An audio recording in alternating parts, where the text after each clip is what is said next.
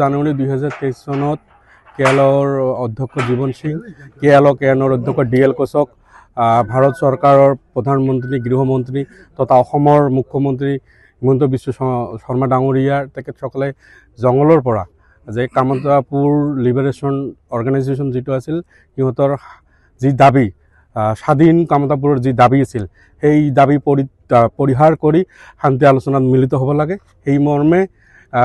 জীবন সিং আৰু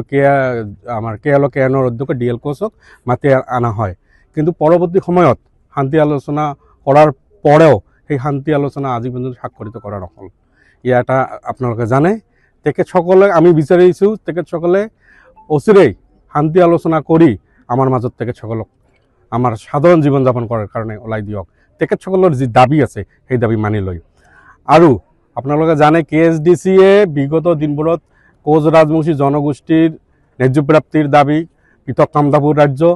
আৰু কোচ ৰাজবংশীৰ ভাষাৰ সাংবিধানিক স্বীকৃতি আৰু আমাৰ জনজাতিকৰণ এই দাবী বিগত কেইবছৰ ধৰি বিভিন্ন সংগঠনে কৰি আছে কিন্তু আজিলৈকে কোনোখন চৰকাৰে আমাৰ দাবীক স্বীকৃতি দিয়া নাই আমি KSDCয়ে আগন্তুক দিনত এইখন চৰকাৰক দেখুৱাই দিব বিচাৰোঁ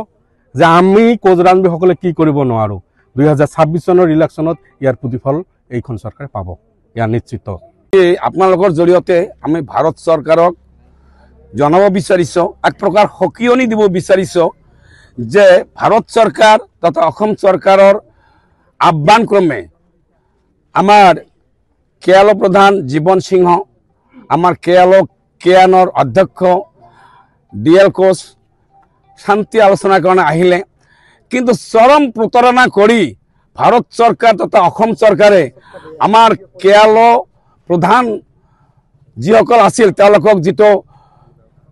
অমৰ্যাদা কৰিলে লগে লগে কোচ ৰাজবংশী জনগোষ্ঠীৰ প্ৰতি যিটো চূড়ান্ত অৱহেলা কৰিলে তাৰ কাৰণে কোচ ৰাজবংশী জনগোষ্ঠী ক্ষোভিত দুঃখিত আৰু জাগ্ৰত আমাৰ দাবী অনতি পলমে আমাৰ সন্মান সহকাৰে ডিএল কোচ জীবন সিংহ ডাঙৰীয়াক ভাৰত চৰকাৰে সন্মান সহকাৰে আলোচনাৰ মেজত মাতি আনিব লাগে আৰু শান্তি চুক্তি স্বাক্ষৰিত কৰিব লাগে যাতে আৰু কোনো ধৰণৰ কোচ ৰাজবংশী জনগোষ্ঠীক অৱহেলা কৰা নহয় আৰু যদি কোচ ৰাজবংশী জনগোষ্ঠীৰ প্ৰতি এনেকুৱা অৱহেলা দীৰ্ঘদিন চলি থাকে আমি 26তো দেখুৱাই দিম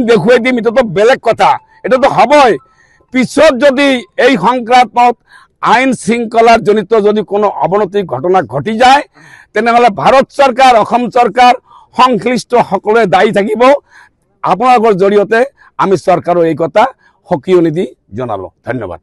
যিকোনো খবৰৰ বাবে যোগাযোগ কৰক 7099017330 লগতে 7099017110 নম্বৰত